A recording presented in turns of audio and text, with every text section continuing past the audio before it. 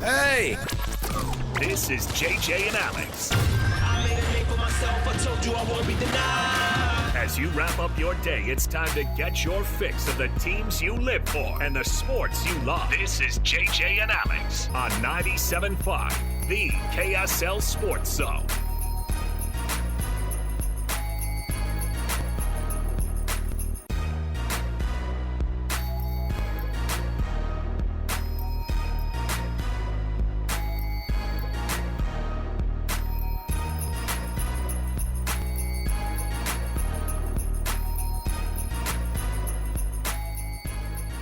Welcome in, everybody. Happy Monday to you.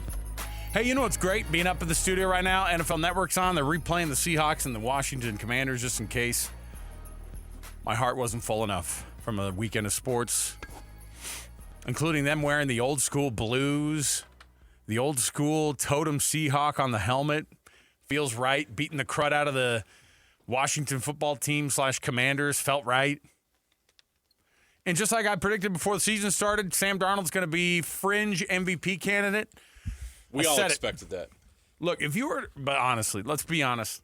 If you were before the season, we're like, Seahawks are going to be good and the Raiders are going to be back to being dog water, I would have said, no way. No. This is the Raiders' year, man. You got Geno, got Pete Carroll. Even Lloyd didn't think that. Come on now. Poor guy. I did see a video of a kid just bawling his eyes out, and I did think of Lloyd because it was a kid bawling his eyes out going, I hate the Raiders, Dad. I hate them. And this poor kid, and he goes, nah, man, next year is going to be the year. Next year, they're going to win. No, they were saying this. If his poor mom and dad were like, they're going to win the next game, son. They're going to win the next game. Him and that Jets fan should hang out. Gosh, I hate this team. Yeah. I mean, I'm telling you. Hey, happy weekend of sports. The Utes absolutely rolled. Yeah, they did. Other than that, the local teams didn't, they just, Hockey, the Mammoth, 2 in a row they've lost now. I guess they're back to stinking. No. They've never been, I guess they've never really stunk since they've been here. But, man. Poor Mammoth fans have been tortured for so long. Just a little tease. They lose 2 games and against pretty decent opponents, and obviously, a matinee Sunday game that a lot of people probably missed. By the way, it was just the on top of the World Series, on top of all the stuff that was going on in college football world. I mean, we were just cup runneth over at our house with too much stuff to watch this weekend. So we got lots to get into. JJ, how are you, man? Everything good? I'm great. I'm glad you brought up the Seattle Seahawks uniforms. They look so good. Because last week, my Broncos were wearing the old Orange Crush. Yes. Yeah. Mm-hmm. Oh my gosh, bring them back permanently. I know. And these jerseys. I love the retro jerseys. Yeah, these don't even feel retro. They just feel right. You know what I mean? Like at some point, because the Seattle Seahawks uniforms, and I'm saying this as a Broncos fan, are perfection. The perfect combination of blue, silver, and green is just so smooth. I own zero things that are Seahawks that are not the retro. I have a handful of Seahawks things. I got a polo that's blue with the old school totem on it, the totem Seahawk. I don't have anything that's in the old navy. And I'm the same way with the Broncos. I can't do it. I have a Peyton Manning jersey, but I never wear it. But I have you've seen me wear it. There's a Denver Broncos shirt I wear sometimes, and it's just the You got the Bo Nix jersey more than you do anything else. Right, which is, a retro one. Because poor Elway, he had to win Super Bowls wearing navy blue with a cartoon horse on his. I didn't like it. I like the old. It's like, this is, and Jazz fans, it's like watching the Jazz in the finals with the Mountain jerseys on. Yeah, Karl Malone and John Stockton and me wore the Jazz note, and when all of the video I see of them is in the Mountain jerseys, which I'm like. Where they're wearing the copper. They're wearing the copper and black. I've always been meh on the Mountain stuff because I'm old enough to remember the old Utah Jazz logo with the Jazz note on it, and that was perfect to me. The white jerseys and then the purple jerseys. That's it. Pretty simple, right? I guess not. Speaking of jerseys, I mean, you should have seen this coming, Cincinnati. Oh boy. Nobody wins at night at Rice-Eccles Stadium when those guys are wearing black, man. And they look sharp. And not only that, the Utah Utes are a problem for the rest of the Big 12. And, man, I'm telling you, it is going to be interesting the way this conference is. You watch, this conference is going to surprise you with how much of a mess it's going to become even more so over the next few weeks. And so when people are going, oh, look at these scenarios I have to break for the Utes to be able to get to the conference championship game, those things happen in this conference. Those things break for teams in this conference. It happened in the old Pac-12. When the Utes have now put up 138 points or whatever it is over the past 3 games, one of the best defenses in the country, one of the best offenses in the country, this is a problem. Now, the real issue is going to be whether or not, and having to rely on other people a little bit to be able to get to the conference championship game, that I'm convinced at this point, if they're playing like this, they will beat anybody right now in this conference. They will anybody? Go to I think they could go and beat anybody in Arlington the way they're playing right now. Wow. Absolutely. Let's kick things off here officially with the cut, top of the program. Let's jump in. We got a short show, so we got to sneak it all in. Let's get it going right now.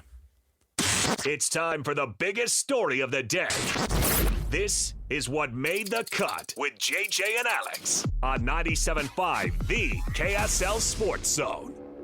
Trajan Wealth brings you this portion of the program, TRAJANwealth.com. Trajan Wealth for all your trusted local needs in retirement, TrajanWealth.com. You disagree then, JJ? I'm not asking. I mean, I don't think that. Teams get hot. You know what I mean? And right now, Utah is beyond hot. This is a team right now that is humming, and they don't just beat Cincinnati. They win by 31 against one of the only teams that are undefeated in conference play. I don't know if we looked at Cincinnati and thought that they're on the level of, when teams are undefeated in conference play, and it's this late in the season, you go, man, they're pretty darn good. And Cincinnati had been a phenomenal story so far this year. They've been somebody who outperformed what their expectations were, all of that.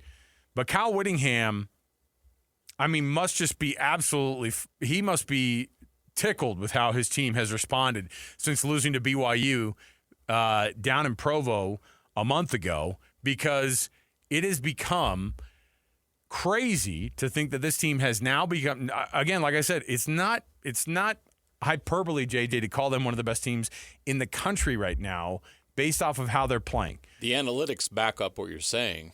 Kyle Whittingham, S&P Plus loves them now. Kyle Whittingham is doing something with his team. And if you're Jason Beck, you have answered the call and have now put on the field an offense that is pretty tough to contend with.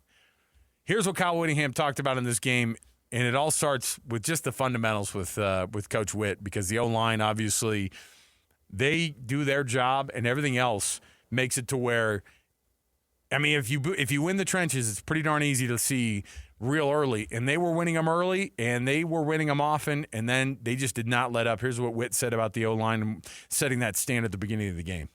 Our offensive line, we can run the ball on pretty much anybody we play. And so it wasn't any more of a concerted effort than any other week. But that was another huge plus. We only had to play 60-something snaps, I think, on defense, which that's a lot. If you're playing 15 or 20 less snaps every week than every other defense in the league, at the end of the season, that's 2 or 3 games less, and you're the wear and tear is not as great. And that's a big factor. That's a big factor.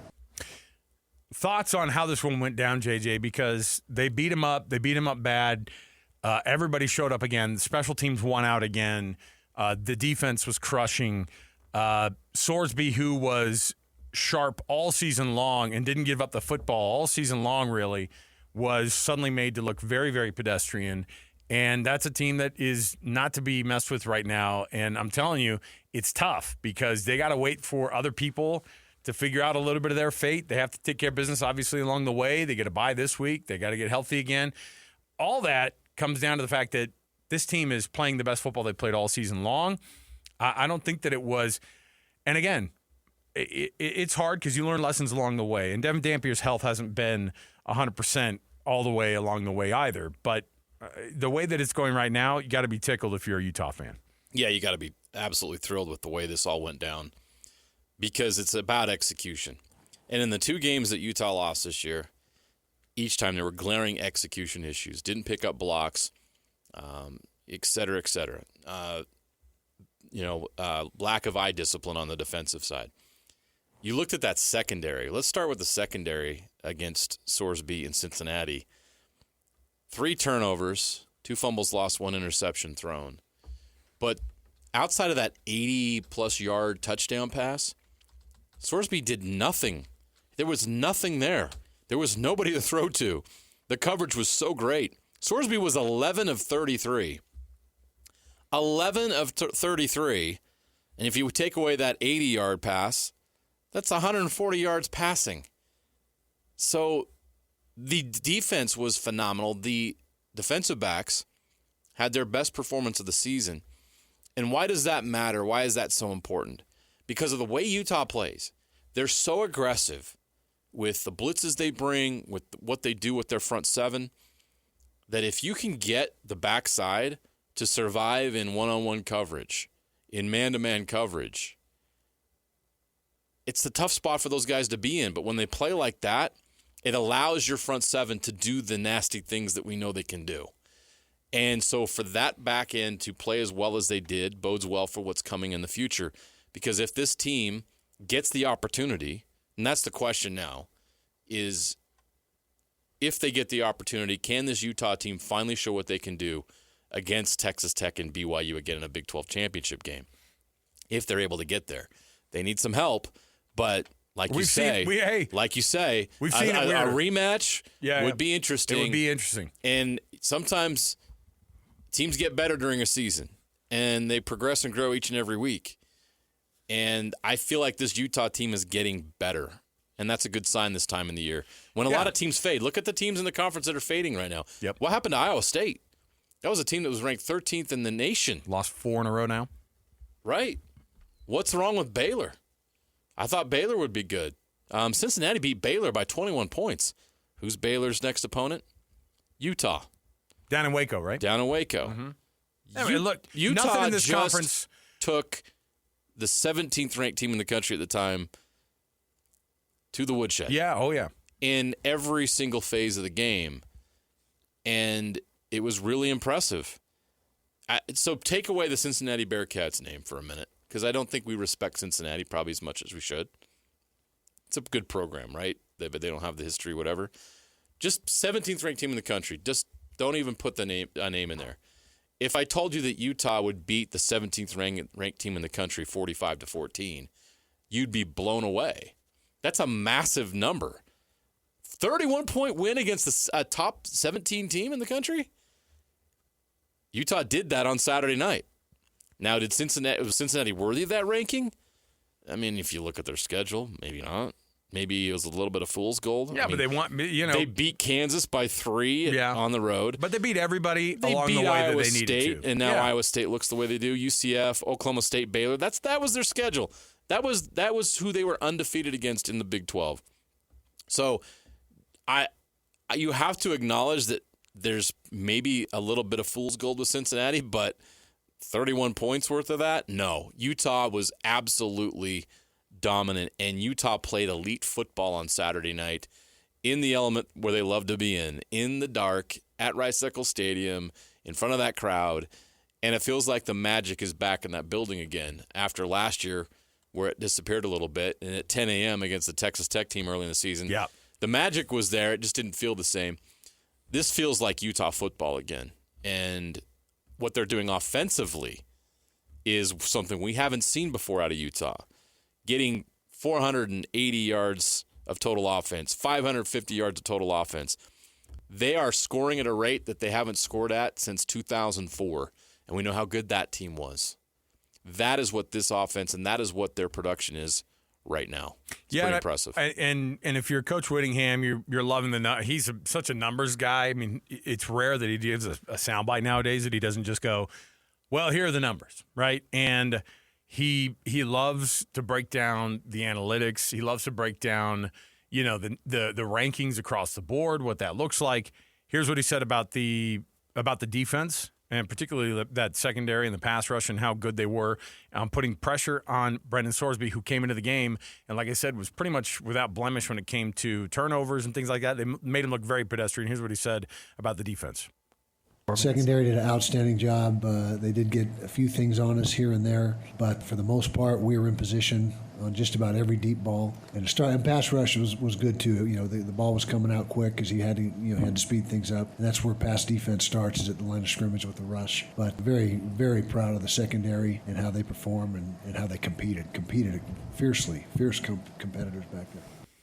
You know what this team needed also was the performance by Wayshawn Parker that they got. When I think people were always wondering, like, yeah, look, Devin Dampier runs the heck out of the ball. Bird Ficklin runs the heck out of the ball. But you always want a running back to be also the guy who – and they are getting – listen, if you ask Coach Witt, I don't think he loves the idea of, hey, there's going to be an offense that is going to be the Utah offense in the next year where they're going to run some – I mean, there's going to be a ton of different looks. What are they doing? They're putting Devin Dampier out in the slot – running them out, and they're putting Wayshawn Parker with direct snaps. They're doing all sorts of crazy stuff. They're playing wide receivers that are in this. Their wide receivers are also playing in the secondary, which, by the way, that Jackson Benny. When him and Bentley are playing same spot, and he's like, I can't turn off the defender in me. I'm like, somebody ran the wrong route, and they both touched the ball, which of course made it to where neither of them caught it. You're like, all right. Dampier's stats would have looked a lot better if that was clean. And that was a great ball that he threw. Either one of them could have caught it, and neither one of them did. So Wayshawn Parker having the game that he did, that's also something that I think Kyle Whittingham was glad about. Here's what he said about Parker's performance on Saturday night. He's practicing very well. Not that he was a bad practicer, but he's starting to separate himself. And concerted effort on our part to get him more touches, because when you look at his production, he deserves more. And so I think we're getting him now to the place. He was over 100 yards tonight. We're getting about the right dose of what he can contribute each week. And so it was just a matter of him. Knock had some good games early on and still is a good back. But again, Wayshawn just seems to be the back with a hot hand. How about that? He's got the hot hand. Yeah, the one who's not fumbling it either. Like, that's also, I mean, that'll be number one for you. That's always number one at Utah. So I will say, though, we all kind of expected Wayshawn Parker to come in and start doing this game one. It's just taking a minute. I think it took a minute for everybody to kind of get their feet under him, right? Nakari Rogers is a guy who, he knows that this New Mexico offense. Isn't he one of the guys who came? Yes, he came over from New Mexico. And Wayshawn Parker had the year at Wazoo. There was a nice freshman season. But this is, now I think these guys are used to what the system is now.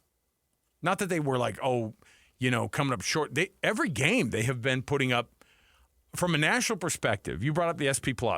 Yeah. Which is, a metric that basically brings up offensive and defensive efficiency, strength of schedule, strength of record, all those things. Most sustainable and predictable aspects of football.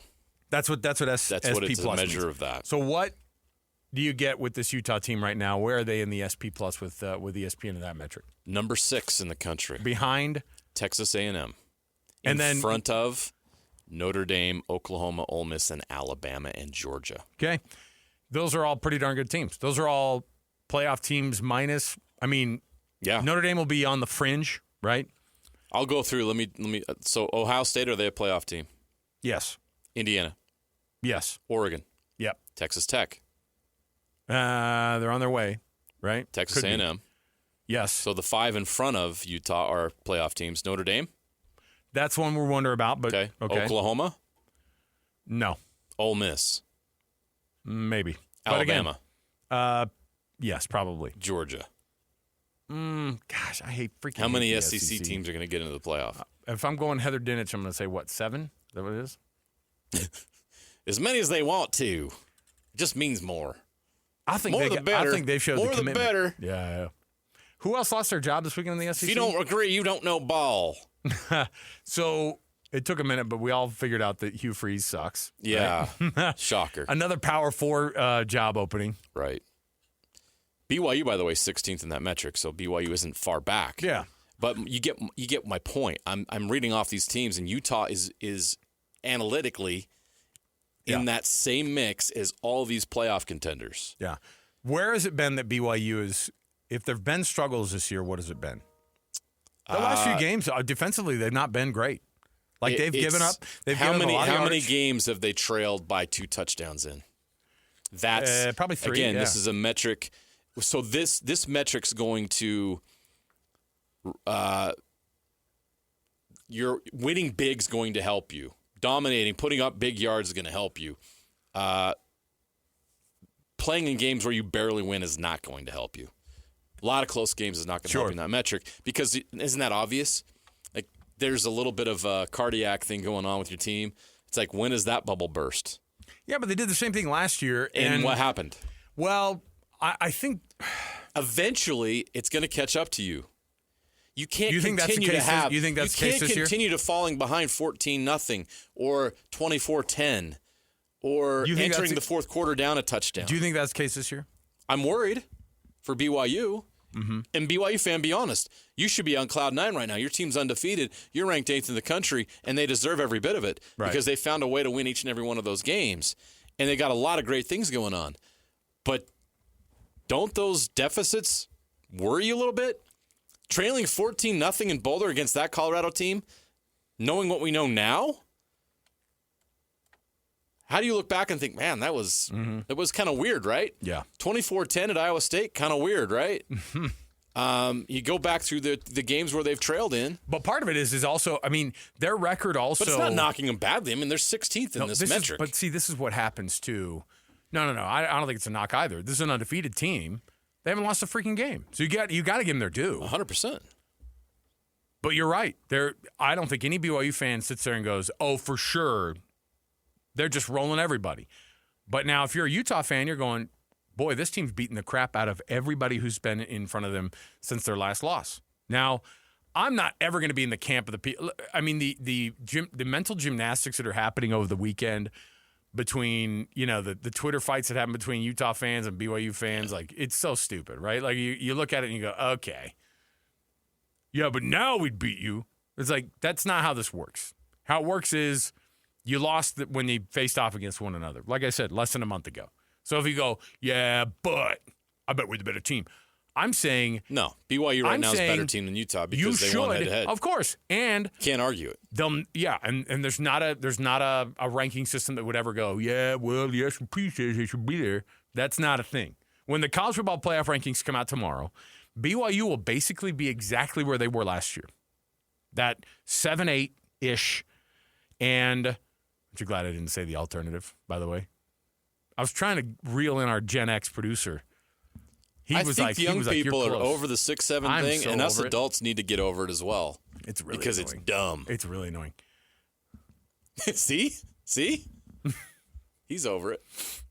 I don't even know what it is still. Nobody does. Okay, so here's the deal. You should be. We've been begging for. I don't want to have the back and forth on Twitter that I have to watch between BYU fans and Utah fans. I just want to see them be able to have a shot against one another again. Because I still think I think they might be the two best teams in the conference right now. I think Texas Tech is gettable. I watched that Kansas State game and I was like, now look, they ended up running away with it at the end. Kansas State feels like a shell of what they could have been over the past 2 seasons. Like if you are what's his name? Chris Kleiman, head coach of Kansas State. Like, you should be a little bit nervous. I'm not saying hot seat, but think about how much the Kansas schools have underperformed over the past 4 seasons now. They get in there and go, this is their year. We all forgot that they're Kansas schools. But Kansas State has History tells you what they are. Kansas State has just set like a Iowa standard State. for toughness. Kansas has been a joke since I was a kid. Right. But Kansas State set a little bit of a standard when they were the biggest joke of a program until about 25 years ago. Before Bill Snyder. When Bill Snyder turned it all around, and they are like their toughness was unimpeachable. You know what I mean? Which is where Utah has become that team, right? Yeah. Toughness is there. BYU has become that team when you talk about a team with that kind of nature, right? People, when you go to Big 12 Media Day and you go, what do you think about this team, coach? And if they weren't really thinking much about BYU and they don't know the team very well, what do they always say? Well, the grit and toughness. Just they're going to pop you in the mouth. They've got tough kids, tough. They'll tackle you hard-nosed, gritty, right? But now you have to add to it the fact that they've got some finesse at their skill positions. And Utah has turned a corner with the guys who are scoring for them now. The defense we always knew was going to be good. But now it's complemented by the fact that the offense can play. And there are still moments where the defense you look at and you go, 88-yard touchdown? What the freaking is going on here? When it was 24-14 and they scored that 88-yard touchdown and nobody was even in the vicinity, you're kind of like, all right, what's going on here? But for the offense to respond like they did, that's not something that happened last year. You know what I mean? The defense would maybe give up a big play, and then the offense would come out and go full Eeyore. Well, I can't move the football. We got a hurt quarterback. This is our backup. Put in the third-string guy.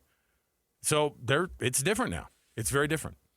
Devin Dampier, the quarterback for the Utes, on how the run game has been opening up for these guys. They're putting up 500 yards a game-ish, and they're scoring a ton of points. And the proof is in the pudding right now, and it all starts with that run game. Those weeks where we have big run games, that's also receivers blocking downfield as well. So we love when, teams do actually respect our run game and, they try their best to stop that. And, that's what opens up our receivers to get their one-on-one opportunities. And, I trust those boys anytime. So, whatever gets that win, that's how I play on the field. When Utah was in this position a few years ago and they had to rely on some other people to get into the Big 12 championship game, I say other people, everyone forgets that along the way you have to win out, right? For that scenario to even come into the picture. So yeah, you're going to have to get some help. But the very first thing and the only thing you can control, because you can't do this thing where you pray for Oregon to beat Oregon State, Yeah. And it happened, and they got in. The question is how can they maintain this and then just kind of hope that the chips fall in their direction? This is the perfect conference for them to be able to get to a spot in the postseason. I say a spot, I mean in the Big 12 championship game. If there's a conference where chaos can happen, it's going to be this one over the next few weeks. So watch out. They don't control their own destiny. We'll see how it plays out. But the way they're playing right now, I expect them to win out. And that's all they can do. Let's take a break. We'll come back. We have a Win Ticket Wednesday coming up on this very Wednesday, like we do every Wednesday. And this week it's going to feature, of course, you can win tickets to step into the magic at the holiday lights at the ballpark at America First Square. Brand new immersive holiday traditions opening on November 14th. Reserve those tickets at theballparkatafs.com. Or the ballpark at afs.com is what you want to type in. The ballpark at AFS. And then listen to the KSL Sports Zone all day long on Wednesday for your chance to win. We'll come back, get to our Jazz Daily. We'll get you going on this game. The Jazz on the road, of course. Jazz and the Mammoth taking a little bit of a swing outside of the state of Utah for a little bit, and so we're going to get you some early games this week, and you're going to not be able to you don't have to miss any of it because it's going to be all right here on the KSL Sports Zone. We'll jump in. More to go right around the corner. Jazz Daily next, 97.5, the KSL Sports Zone. You know what's coming. Your daily deep dive into everything Utah Jazz. It's time. All season long and even in the off season. It's Jazz Daily with JJ and Alex on your exclusive home of Utah Jazz basketball. 97.5, the KSL Sports Zone. All right, everybody, welcome back. Jazz Daily right here with you, 97.5, the KSL Sports Zone on JJ and Alex. Thanks for being with us. Hey, if you were listening this morning to DJ and PK, of course, you know already that every Monday they roll out the Rocky Mountain Chevy Dealers Play of the Weekend. Now, what is it? They just pick their favorite play from the weekend, their biggest highlight for them for the weekend. If you can tell us what it is right now, get yourself an Amazon gift card for your troubles. All you have to do is give us a call and tell us what that play was. 801-575-ZONE. That's 801-575-9663. 801-575-ZONE. It's your Rocky Mountain Chevy Dealers Play of the Weekend. America's fastest growing full-line brand is Chevy. Any hints, my guy? A true freshman making big plays under the lights. Is Ohtani a true freshman? I think he's a redshirt. Well, how about that World Series? That was phenomenal. I mean, I can't help but think you have the worst luck on the planet if you're a Toronto Blue Jays fan, right? Worst luck? I mean, no, they had two World Series back-to-back in the 90s. No, I'm just saying worst luck is in, like, the ball getting stuck under the wall in Game 6, right? What else? And then there was the two players colliding. Kike Hernandez, I thought for sure was not tracking that ball very well. If that ball goes over the head, the game's over. Game's over. And then, of course, everybody now. Did you see that the reserve infielder for the Blue Jays, the guy who was on third, who got pinched in the force out? Everybody's looking at him. They're going and they're looking at the leadoff that he took, which was not much. And for a smart base runner, I mean, he's a pinch runner for a reason, right? Yeah. And he did not have a lead at all. And he's getting threats, dude. Like he's getting like, I'll break both your legs. Come on, Canada. Do better. Did you see, by the way, Canadians, they're sore losers and they're sore winners, by the way. Remember when Vancouver won or lost in Game 7 of the Stanley Cup Finals, and then had maybe it was basically one of the biggest a war sports zone. riots of all time. It was basically a war zone. Even Detroit's like, whoa, guys, chill out, man. Take it easy. Canada went way too far. Jeez. But yeah, I couldn't help but feel a little bit bad for those guys. A little bit. Anyway, but it was a great World Series. I'm going to remember it for a long time. Yeah, and they will give the Dodgers credit for figuring it out and finding a way when all the pressure was on them in the ninth. Yeah, it's cool. It was cool to watch. And the 10th and the 11th. My brother-in-law was he told me that, and a lot of people I think who were at the Utah game, they're season ticket holders, and he was like, You heard in the crowd when they won. People were watching. Everybody was the better game was was Game 7 of the World Series. So they're all watching it on their phone in the stadium, and the whole crowd went nuts when that last home run was hit. So a lot of people wanted some people were cheering for the Dodgers even though they were fans of their teams because they wanted the World Series trophy to stay in America. Yeah. Okay. I mean, Toronto's basically downtown Detroit. Do you hear that, Canada? I mean, it's like a suburb of Detroit. Toronto, known for the Coney dogs, right? Yeah, right. All right. No, I mean, like Toronto's like. No, I know. It's not so that far from the United States. It's like. I get it. Yeah. I don't know. Oh, I can't watch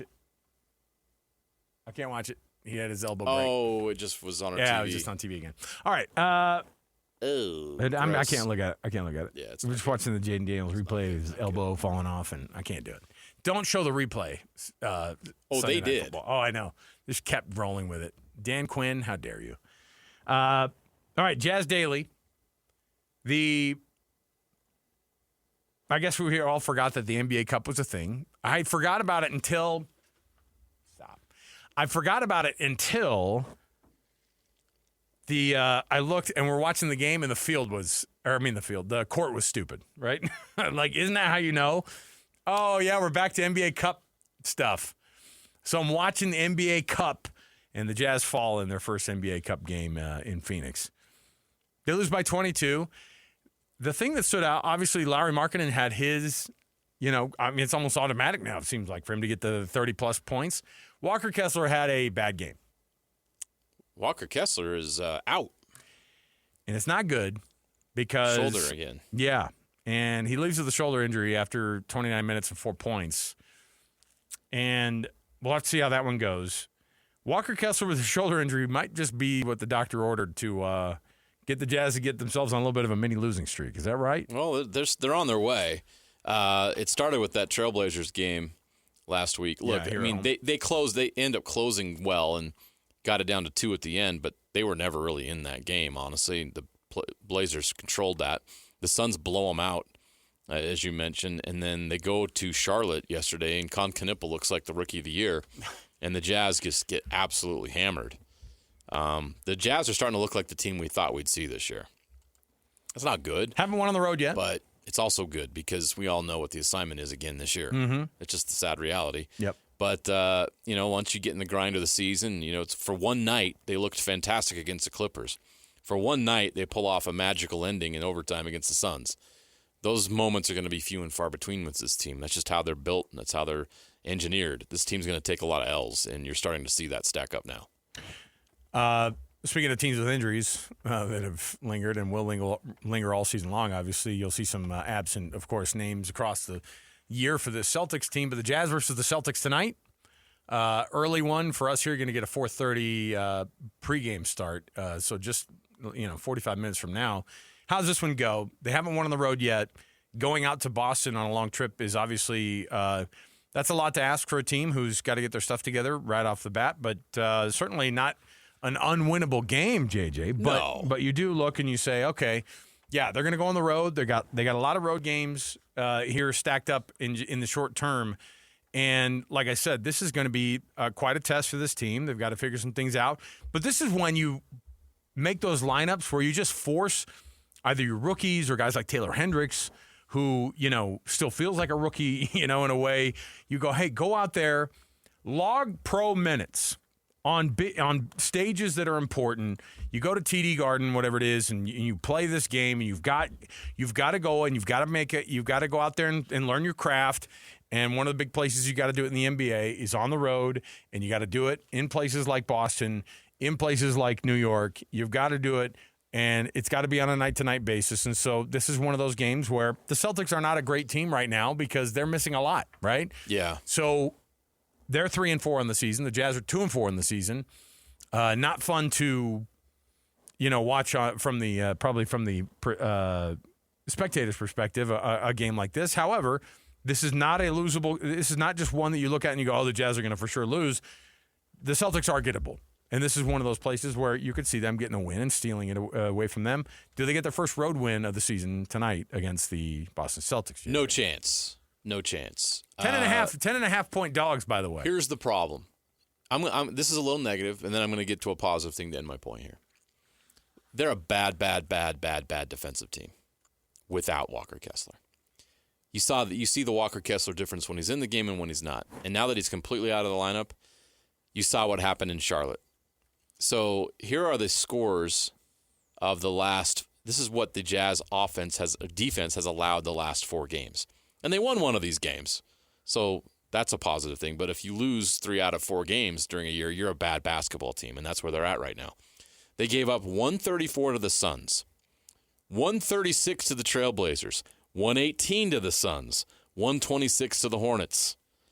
So, and the Hornets, again, without LaMelo Ball. So the Jazz give up a lot of points without Walker Kessler on the court and overall anyway. But without Walker Kessler, it makes it very difficult to win on the road because you don't have that defensive anchor that you have. And everything defensively, you really rely on Walker Kessler to be that shot-blocking, rim-protecting player. And then everything kind of feeds off of that. Outside of, if you take Walker out of the lineup, who's your defensive stoppers? Who protects the rim? I mean, it's pretty thin, right? Yes. Here's the good thing, though.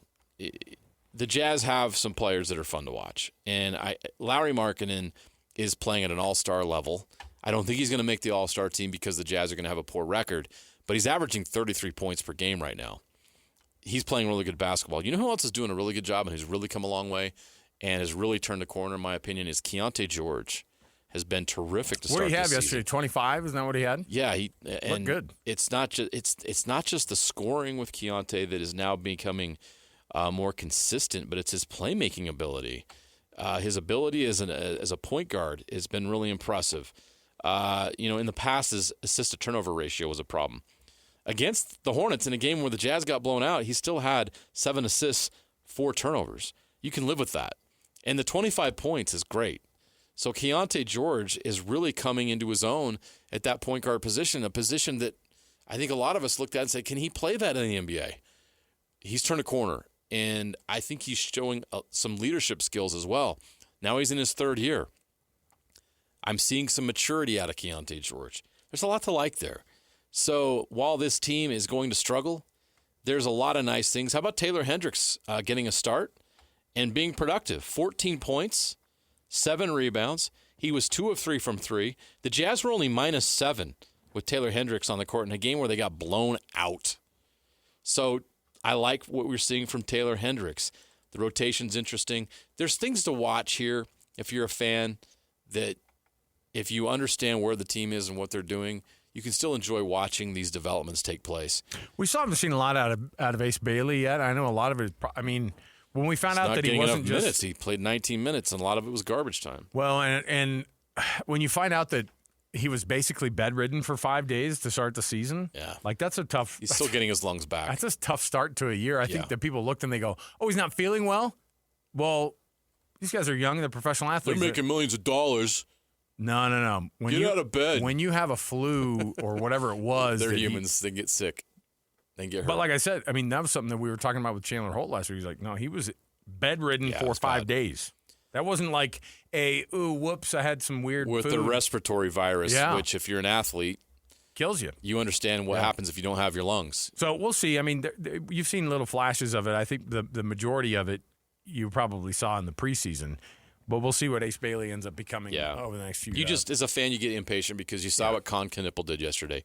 If you watch the game and you watch Con Knippel play, you're like, oh, wow, I get it now.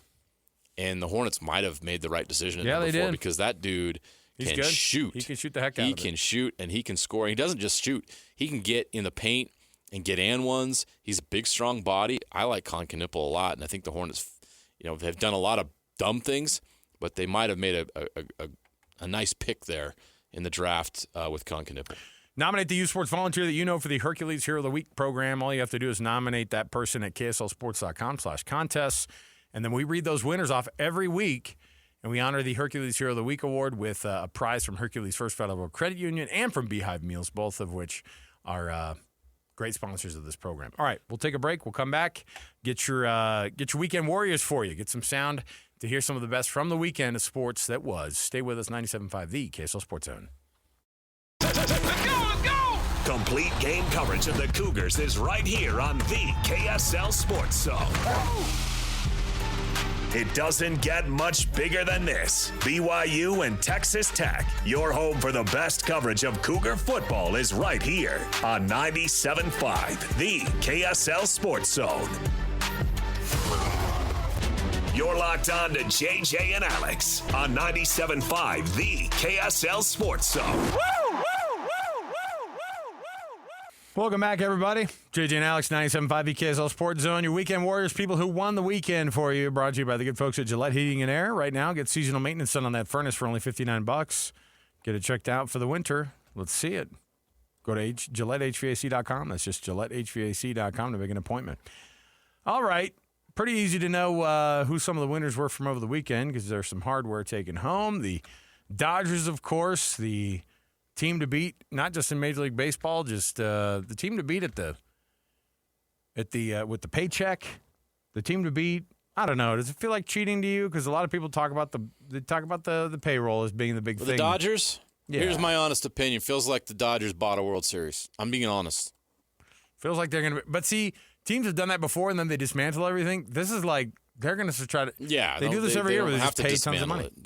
They have basically blank checks to go do what they want. In baseball, that's how it works. I was really hoping for Magic Johnson to be like, with that run, the Dodgers won the World Series because if you finish with more points than the other team, a championship is won. And Game 7 is the last of the games played in the World Series. Here's what it sounded like all the way across the world. So many members of this Dodgers team and so many people in the if you were wondering who was cheering for, Canada was cheering for one team, but Japan was cheering for another. バットが折れた。ダブルプレー取れるか。ツーアウト。スリーアウト。試合終了。ドジャース2年連続のワールドチャンピオン。 You heard the last part. World champions. There you go. Boom. Quite a win. Awesome for them. It was at the very least they provided for an awesome game. It was really fun to watch. So that was really that was a fun one to do. Hey, it's not all bad news in Nevada. The folks at the Las Vegas Raiders. Yeah, Brock Bowers back, and he's back. Geno Smith is in the shotgun on 2nd and 3. He's back to throw, eyeing the right, steps up into the pocket, over the middle. He's got the man streak into the end zone. Bowers at the 10, reaches the 5, touchdown! He is back, baby! Brock Bowers, 27 yards over the middle, and the Raiders with 1:52 to go regain the lead. Looking across the middle, trying to find someone back in the end zone. It's the trifecta for Bowers.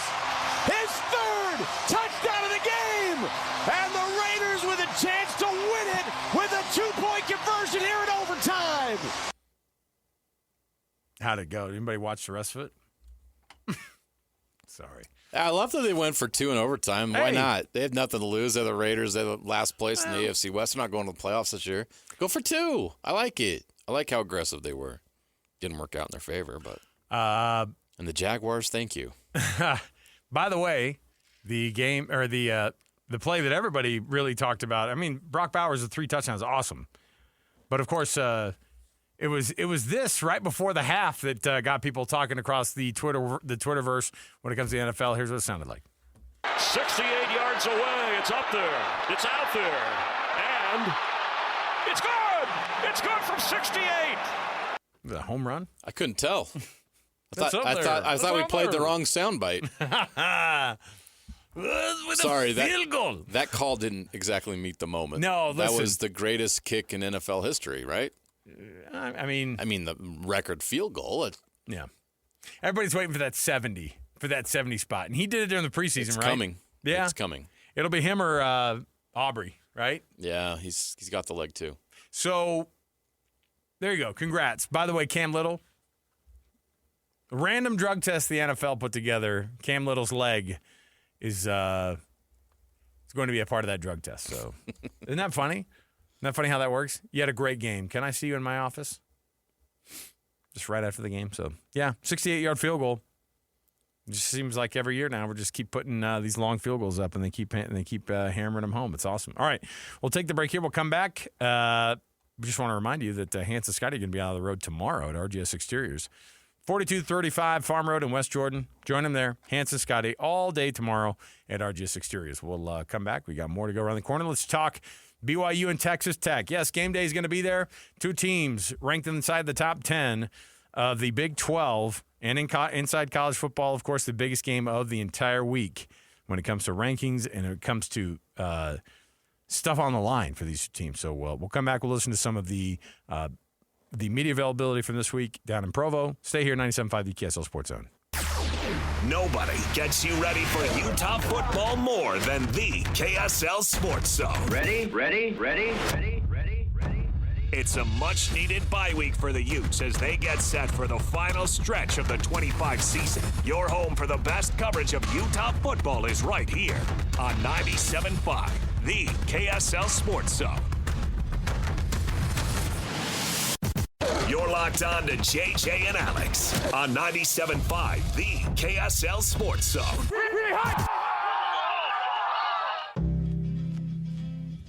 Welcome back, everybody. JJ and Alex, 97.5 the KSL Sports Zone. Thanks for being with us. Shortened show today as we get you ready for Jazz versus Celtics coming up at the bottom of the hour here. You're going to have Jazz pregame coming up here pretty darn quick.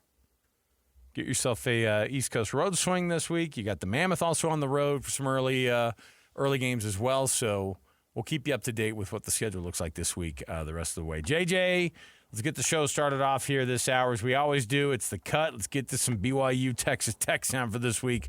Let's do it right now. It's time for the biggest story of the day. This is what made the cut with JJ and Alex on 97.5, the KSL Sports Zone.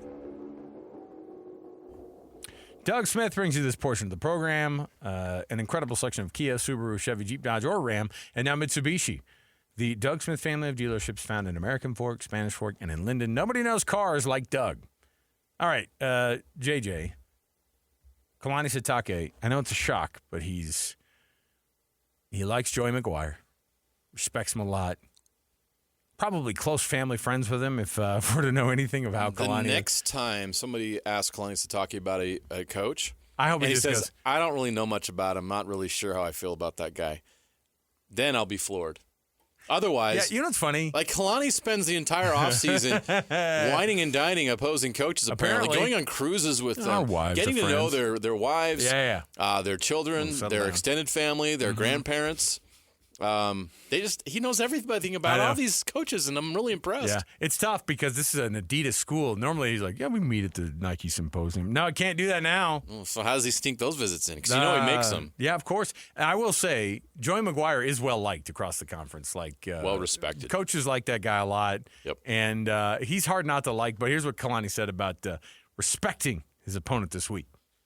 Joey McGuire is a really good friend of mine. I've spent many meetings and dinners with him, hanging out and picking his brain, and he's a great builder of culture and character. And so I was really impressed with Texas Tech and their entire group, all their players that they brought to the media day this summer, and they carried themselves really respectful and carried themselves with a lot of confidence. And you can see a lot of that working through what they've done this season, what they've accomplished. So congratulations to them and their fans. Texas Tech, obviously the class of the conference for much of the season so far. They take that loss against Arizona State a couple of weeks ago, and then suddenly everything changed, right? And now this Texas Tech and BYU game has gotten back to being a massive one, not just for BYU, but for Texas Tech, who cannot afford a second loss in conference play. Nobody wants to have a second loss in conference play, but you cannot. If you're going to get there, if you're going to get to Arlington, the easiest path is to make sure you stay in that one-loss kind of tier, because now it looks like, I mean, BYU's got to play Cincinnati, right? Everybody else is praying BYU can beat Cincinnati, because if BYU can beat Texas Tech, then everything is in front of them.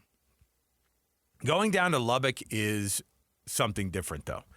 And you talk about things that they've done. And I would say the conversations I had this weekend with folks who were like, yeah, but they went into Iowa State. Look what they did there. I said, yeah, I do think Texas Tech is different. A 4-in-a-row loss, Iowa State team, by the way,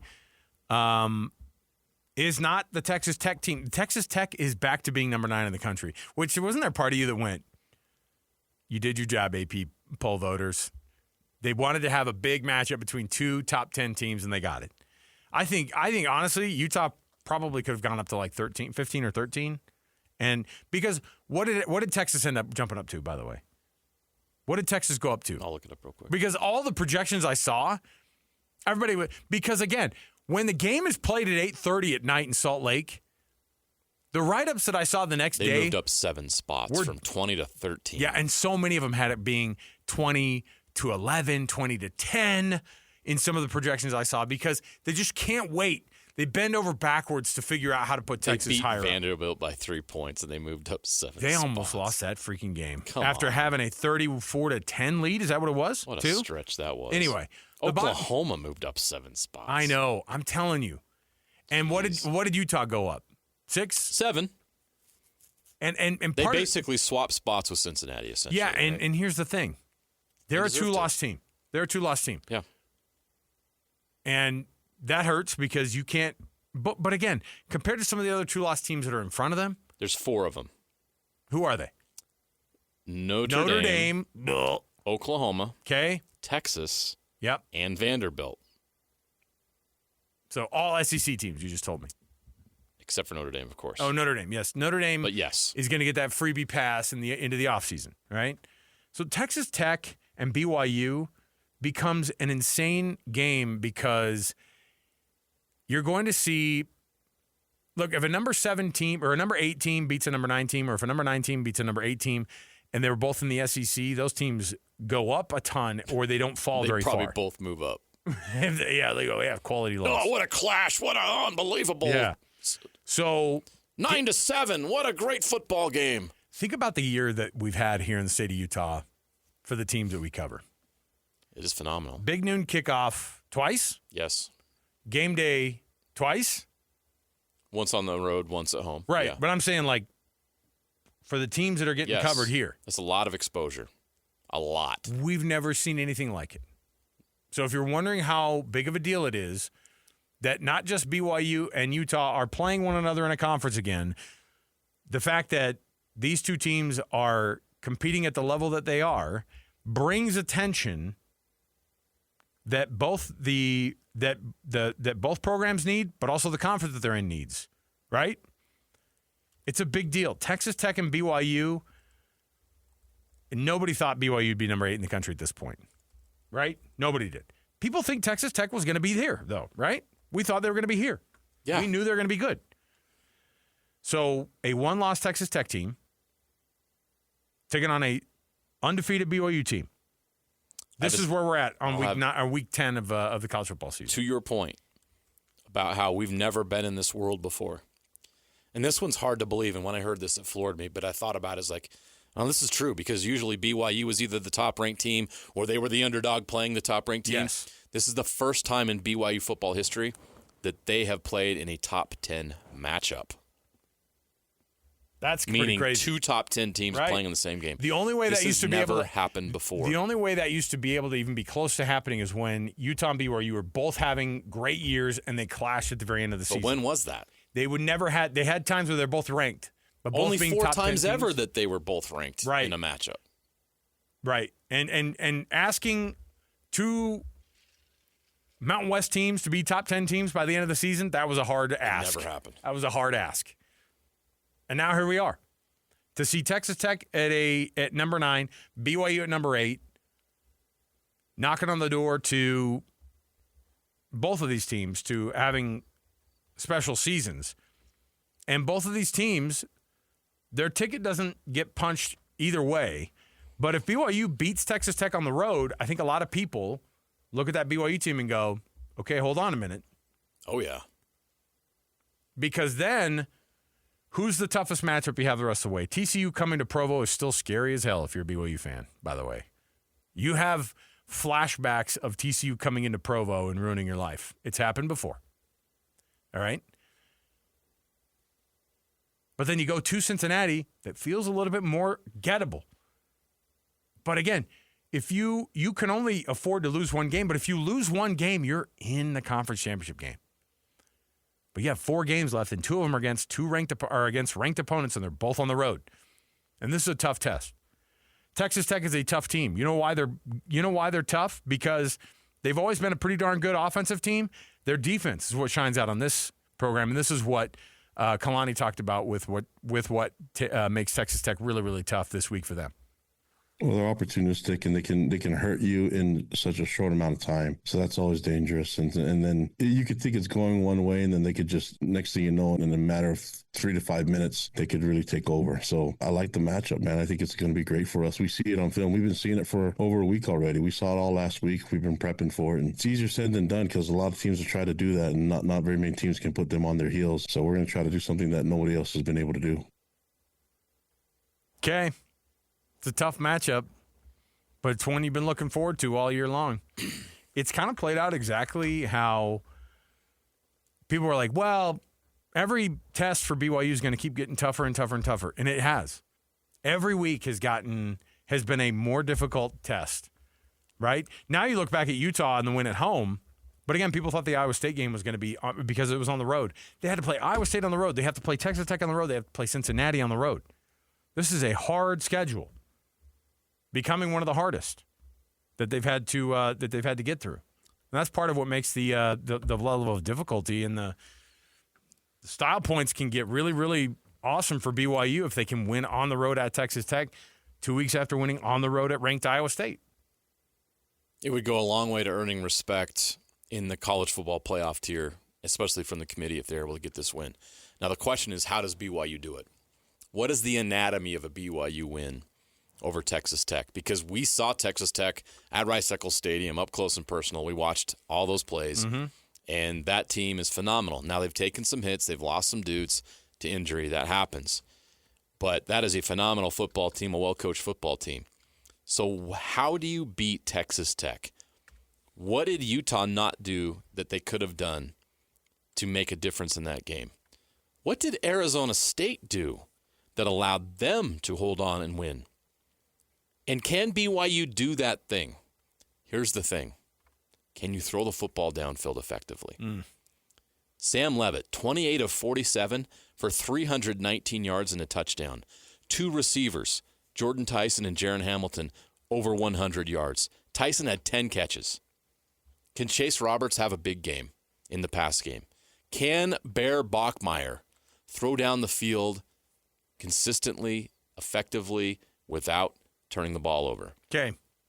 Because Sam Leavitt had 0 interceptions in that game. So let me bring up the 2023 game. Very different, obviously. It's a very different roster. Sure. Right? However, and you remember Jake... Similar scheme, though. Yeah. Jake Strong came in. He was the quarterback for him, and I think he was filling in for an injured Baron Morton, I think maybe a younger Baron Morton. But regardless, do you remember what the turnover margin was in that game? BYU won 27-14. That's their first win in Big 12 history. 4-0? 5-0. 5-0, okay. 3 picks, 2 fumbles. That's right. For Texas Tech to BYU's 0 turnovers, which is rare for that year because Keaton Slovis loved himself an interception, right? Yeah. So, and BYU had 270 yards of total offense that game, by the way. Short fields. 270 yards. But Texas Tech turned the ball over 5 times and BYU 0 times. Both of these teams are very different. Now, I'm not going to say that you draw the parallel, but the coaches will all say, you win the turnover battle, you're going to win the football game more than likely. This is a must for BYU. Just be +1 against Texas Tech is going to be huge for you. You've got to force a turnover more than they do. And that is, to me, what's going to happen in this game. By the way, if you're wondering about who's going to be playing in this one, because I think everyone in Cougar Nation is looking around going, LJ Martin, ? Here's what Kalani said about LJ and Jack Kelly and their status for this week. Yeah, they're doing great. I mean, we'll see how they progress during practice this week. So they're not out, they're practicing, and we'll see by the time Wednesday, hopefully it works in our favor. But the fact that they're not out is a good sign. Hey, that is a good sign. That is positive. They got to have those guys, and they have to have impact. They're both, respectively, you tell me if I think LJ Martin still is the best player on that offense. In my opinion, they're both first-team all-conference performers so far this year. They're the most important. Now, Bear Bachmeier is obviously the most important he touches the ball every play. But LJ Martin he's the best running back in the Big 12. Right. And if he's playing and if Jack Kelly are playing, 2 of your best players on either side of the ball are in the game. And that's a big deal. I can't see Jack Kelly not playing. I could see LJ Martin being questionable all the way up till game time and still not being 100%. And that's a blow. That's a blow. But I think Texas Tech is looked at, and the chink in the armor, of course, against Arizona State this year makes you look and go, hold on a minute. They're gettable.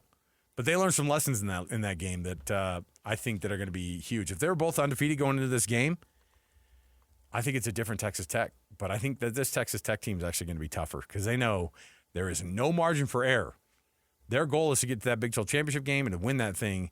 And if you get your second loss and you have 3 games left in the season, that's a tough deal to ask your team to win out when everybody's got that target on your back. All right, Kenny J's Barbecue. Make this Thanksgiving unforgettable with Kenny J's Barbecue. Skip the stress and bring home slow smoked perfection. Pre-order your Thanksgiving meal today. Just text 801-230-5396. That's 801-230-5396. Utah Jazz and the Boston Celtics coming up right now. Your pregame. Jake Scott, Tim Lacombe coming right at you. 97.5, the KSL Sports Zone.